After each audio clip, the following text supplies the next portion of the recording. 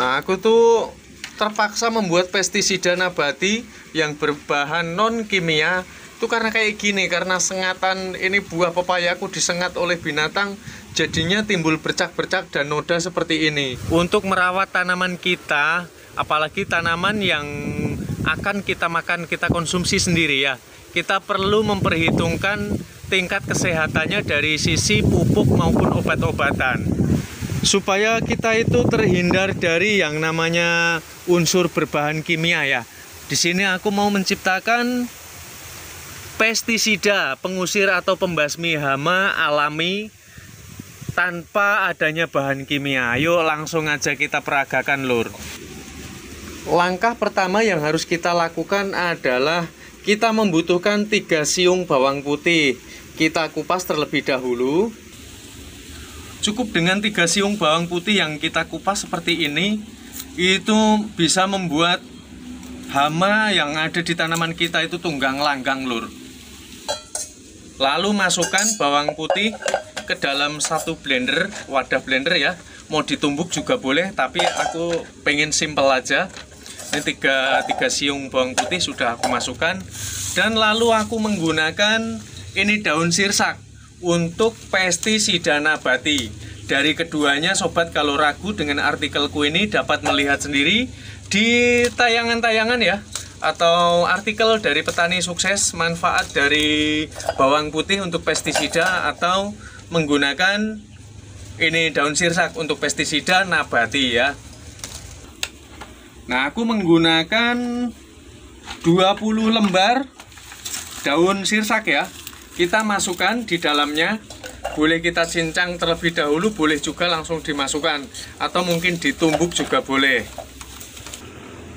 Nah, kemudian kita masukkan air secukupnya, gunanya hanya untuk memblender. Jika nanti dirasa kurang, dapat menambahkan air kembali. Oke, ini kita taruh dulu ya. Dan kita lakukan pemblenderan.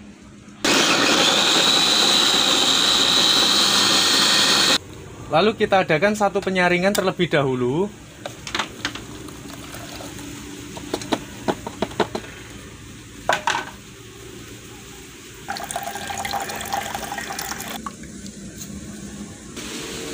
Lalu kita gunakan, kalau biasanya deterjen ya, aku pakai Sunlight atau Mama Lemon. Ini aku menggunakan sampo, karena sampo ini aman sekali untuk rambut kita. Jelas tidak mengalami kerontokan, itu artinya kalau untuk tanaman kita tidak akan mengalami layu sebab dia tidak panas. Gunakan hanya separuh saja.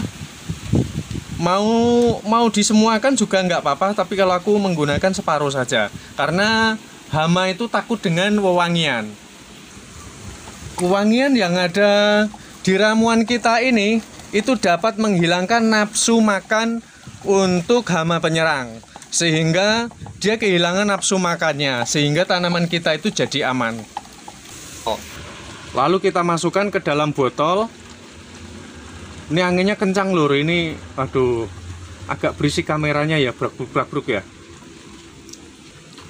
Jika dirasa kurang, dapat menambahkan air kembali. Ini dapat melindungi tanaman cabai kita atau tanaman yang lain agar terhindar dari serangan hama penyakit lur. Selain dari sayuran, dapat juga kita semprotkan ke bonsai, tanaman bonsai kita ya. Mungkin biasanya kan ada kupu-kupu putih itu. Nah, tanaman ini kan tampak pucat ya. Ini bisa karena 2 faktor cuaca, atau mungkin bisa juga karena serangan hama. Untuk melindunginya kita dapat menyemprotkannya hingga sampai buah pun tetap aman. Dan makanan ini bebas untuk kita konsumsi, juga tetap sehat. Dapat kita lihat ini ada ini ya, jamur ya. Jamur ini biasanya terjadi karena adanya ini minimnya paparan sinar matahari, sehingga dapat menumbuhkan jamur, ataupun jamur ini juga dapat disebabkan oleh kutu. Ini banyak kita lihat semut-semut ya, yang ada di pohon ini lagi naik turun nih. Nih. Ini dapat juga kita siramkan supaya nanti semut-semut ini dia merasa nggak nyaman dan kehilangan nafsu makannya. bahkan sampai areal pangkal akar, supaya nggak dibuat lalu lalang untuk naik turunnya semut ataupun hama yang lain. Ini juga dapat kita siramkan pada areal sekitar depan pintu ya.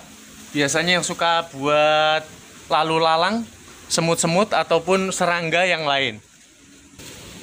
Untuk tanaman jenis umbi seperti ketela seperti ini kan rawan sekali nih yang bolong-bolong ini ya. Bisa didekatkan ini yang bolong-bolong Mbak Puce. Nah, ini untuk menghindari ini hama penyerang yang menimbulkan bolong-bolong seperti ini di dalam tanah, dapat juga kita menyiramkan pada sekitar areal akarnya.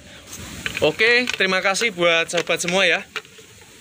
Daripada kita harus cari obat-obatan kimia ya, itu sangat berbahaya sekali untuk kesehatan pencernaan kita dan keluarga.